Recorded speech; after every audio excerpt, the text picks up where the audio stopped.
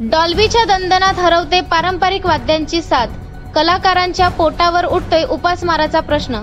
नमस्कार, मी Sanjana Bhambare, blue storm TV news channel मध्ये आपल्या सर्वांचे स्वागत आहे आणि ही बातमी आहे कोल्हापूर जिल्हा प्रतिनिधी विनोद शिंगे यांच्याकडून। गणेशोत्सवाच्या मिरवणुकांमध्ये सध्या डॉल्बी साऊंड सिस्टमचा धडाका दिसून येतो आहे।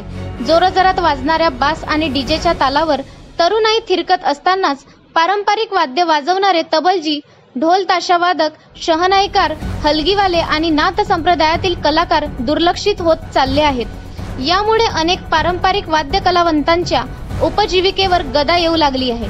पूर्वी मिरवणुकांमध्ये ढोल ताशा पथकांची गर्दी असायची। शाहीर, भजन कीर्तन करणारे मंडळी, लावणी कलाकार, वाद्यवृंदांचे गट हे सर्व या उत्सवाचे प्रमुख आकर्षण असायचे।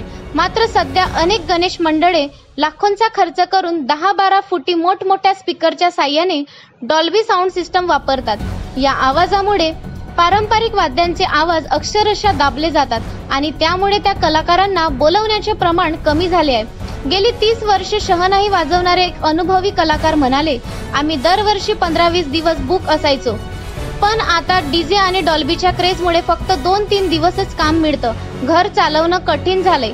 तसंच ढोल ताशा पथकातील काही युवकांनी सांगितलं की आम्ही पारंपरिक वेशात शीतबस्तरित्या वादन करतो, पण मंडळं आता फक्त धिंगाणा आणि मोठा आवाज हाच जल्लोष समजतात, त्यामुळे आमची मागणी घटली आहे।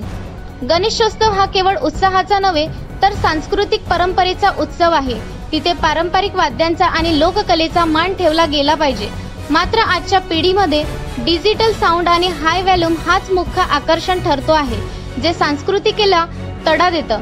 सांस्कृतिक अभ्यासक बाळासाहेब लाटवडे म्हणतात, आपण जर हाच ट्रेंड सुरू ठेवला तर पुढच्या पिढ्यांना पारंपरिक वाद्य कशी वाजवायची हे देखील माहीत नसेल। ही केवळ सांस्कृतिक नाही तर सामाजिक हानी आहे।